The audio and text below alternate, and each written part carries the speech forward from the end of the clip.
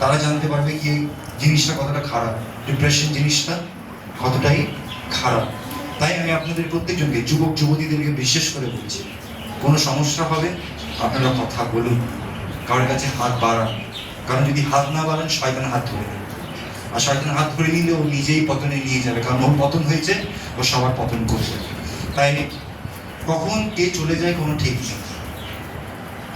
ঈশ্বরের ইচ্ছা কি আমরা বাঁচি। পবিত্র বাক্যের মধ্যে অনেক জায়গার মধ্যে আছে কি প্রভু বলছে, আমি কারণ মৃত্যুতে কখনো ঈশ্বরের ইচ্ছা নয়, সে চাই কি আমরা বাঁচি, সে চাই কি আমরা জীবন পাই। তাই আমাদের জীবন দেওয়ার জন্য কিন্তু ঈশ্বর নেমে এসেছিল এই জায়গায়।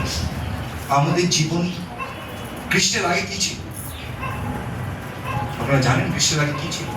আজকে তো আপনারা অনেক শান্তির মধ্যে বাড়িতে আছেন। একটা সময় এরকম ছিল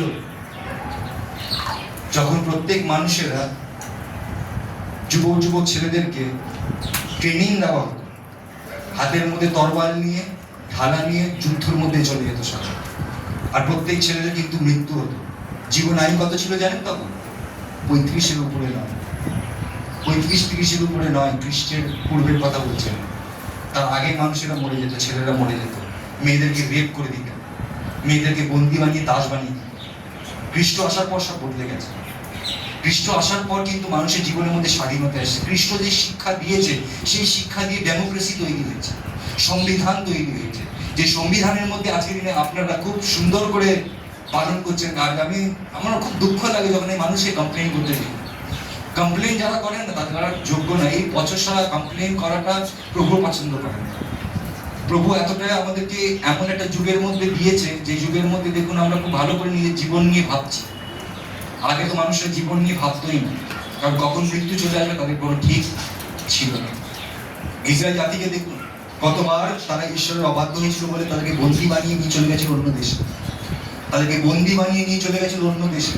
কিন্তু আমরা আজকের দিনে প্রভুতে খুব ভালো আছি। আমরা যখন ইতিহাসগুলো দেখি, ইতিহাসগুলো পড়বেন, আপনারা জানতে পারবেন কি ঈশ্বর কি কি করেছেন আমাদের জীবনে। তিনি শিক্ষা দিয়েছেন কি মানুষ আগে এই ইন্ডিয়ার কথাই বলছি। আপনারা জানেন এই ইন্ডিয়ার মধ্যে যখন স্বামী মারা যেত তখন কি করা হতো? স্ত্রীকে পুড়িয়ে দেওয়া। দলিতদেরকে আর তোমার যারা নিচে যেত তাদেরকে কি করা হতো জানেন? তাদের মেয়েদেরকে ব্লাউজ পরতে দেওয়া হতো। বিয়ে যখন দলিতরা বিয়ে করতো, প্রথমে যেত মালিকদের কাছে, যারা ব্রাহ্মণরা রয়েছে তাদের কাছে, তারা শোবে প্রথমে, তারপরে গিয়ে তার স্বামী শোবে। এইসব হতো এই জগতের। কিন্তু খ্রিস্টে আসার পর প্রভু আমাদেরকে শিক্ষা দিয়েছে কি মানুষ জাতি কি লেভেল আছে। তিনি আমাদেরকে শিখিয়েছেন এক অন্যকে প্রেম করা। তিনি আমাদেরকে শিক্ষা দিয়েছেন এই যে হিউম্যান রাইটস। আজকের দিনের হিউম্যান রাইটস কি করে তৈরি হয়েছে? বাইবেল থেকে এসেছে।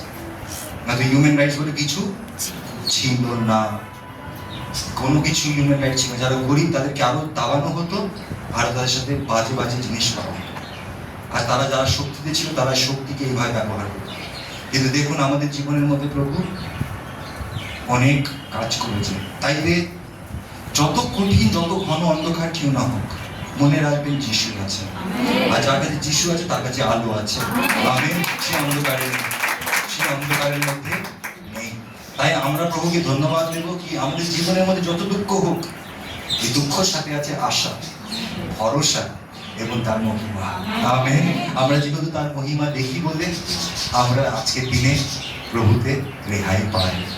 আজকের দিনে আমি আপনাকে বলি, আনন্দ এমন হয়ে গেছে, যদিও আমার জীবনের মধ্যে আনন্দ নেই, অন্যদেরকে দেখে আমার আনন্দ হয়। আমি আনন্দ উপলব্ধি করি, যদিও আমার নিজের নয়, কিন্তু অন্যদেরকে যখন আনন্দ করতে দেখি আমারও আনন্দ লাগে, কারণ প্রভু আমাকে এরকম করে দিয়েছে। তাই তো দেখবেন আমরা যখন আনন্দ এক অন্যের সাথে ভাগ করি তখন আনন্দ বেড়ে যায়, দুঃখ যখন ভাগ করি দুঃখ কমে যায়। তাই আমাদের এক অন্যের কিন্তু প্রয়োজন আছে। কেউ কাউকে বলবে না কি তোমার দরকার নেই, বেরিয়ে যাও। কেউ কাউকে বলবে না, সবাইকে বলবে কি তোমার দরকার আছে, কারণ ঈশ্বর তোমাকে মনোনীত করেছে। বলছে খ্রিস্টের কাছে কেউ আসতে পারে না যদি স্বর্গীয় পিতা তাকে না নিয়ে আসে। আমেন। স্বর্গীয় পিতা তোমাকে নিয়ে এসছে বলে তুমি খ্রিস্টের কাছে এসছো। তাই আমরা আজকে দিনে অত দুঃখের মধ্যে নেই, ওই সময়ের মধ্যে নেই যে যখন কেউ যুদ্ধের মধ্যে দেশ, যখন কেউ আক্রমণ করতো পুরো দেশ শুদ্ধ জ্বালিয়ে দিত। পুরো দেশ শুদ্ধ জ্বালিয়ে দিত, তার বাচ্চা কাচ্চাদেরকে ওপর থেকে ছাদ থেকে ফেলে দেওয়া হতো, ছোট ছোট বাচ্চাদেরকে। এইসব ইতিহাস আছে। আর এইসব ইতিহাসের মধ্যে আমরা এমন একটা ইতিহাসের মধ্যে রয়েছি যেখানে প্রভু বাক্যর মধ্যে বলছে তোমরা শিক্ষা পাবে ঈশ্বরের আত্মার দ্বারা। আমেন। আমরা এখন ঈশ্বরের আত্মার দ্বারা শিক্ষা পাচ্ছি। আর এটাকে আমরা কি বলি জানেন? এটাকে বলা হয় গ্রেস পিরিয়ড, অনুগ্রহের সময়। আর এই অনুগ্রহের সময় কিন্তু শেষ হবে। এই অনুগ্রহ যে আপনারা চলছেন, এই অনুগ্রহের সময় কিন্তু একদিন চলে যাবে। আর যেদিন চলে যাবে, যারা যারা পেয়েছে তারাই কিন্তু ধরে রাখতে পারবে, যারা পায়নি তারা ধরে রাখতে পারবে না, তারা ভুলে যাবে। তাই আসুন আমরা প্রভুকে বিশেষ করে ধন্যবাদ জানাই, কারণ তিনি আমাদের জীবন্ত জাগ্রত ঈশ্বর। দুঃখের কথা কি জানেন? মানুষ কৃষ্ণকে চিনতে পারে না। আর যেহেতু মানুষ কৃষ্ণকে চিনতে পারে না, তাদের মধ্যে সেই শক্তি বা সেই জোরটা নেই, যে জোর একটা মানুষকে প্রভুর কাছে টেনে নিয়ে আসতে পারে। তাই আমরা যতজন এখানে উপস্থিত রয়েছি, মনে রাখবেন কি আমাদের প্রত্যেকজনকে প্রয়োজন রয়েছে কি আমরা যেন প্রভুতে স্থির থাকতে পারি। কারণ কি, যারা যারা জগতের মধ্যে আশা করেছে তারা সবাই কিন্তু নিরাশার মধ্যে ঢুকেছে। তুমি যেই জগতের উপরে আশা করবে সেটা কিন্তু তোমায় নিরাশার মধ্যেই নিয়ে যাবে। চাই সেটা প্রেম হোক, চাই সেটা কোনো মানুষের উপর নির্ভরতা হোক, চাহে কোনো ধন দৌলতের উপরে তোমার মন হোক, সেটা কিন্তু তোমায় নিরাশার মধ্যেই নিয়ে যাবে। কিন্তু যারা খ্রিস্টের উপরে নির্ভর করে তারা কখনো নিরাশার মধ্যে থাকে না। হালেলুয়া।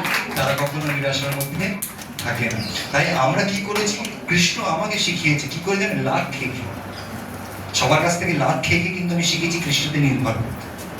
লাভ যদি না খেতাম,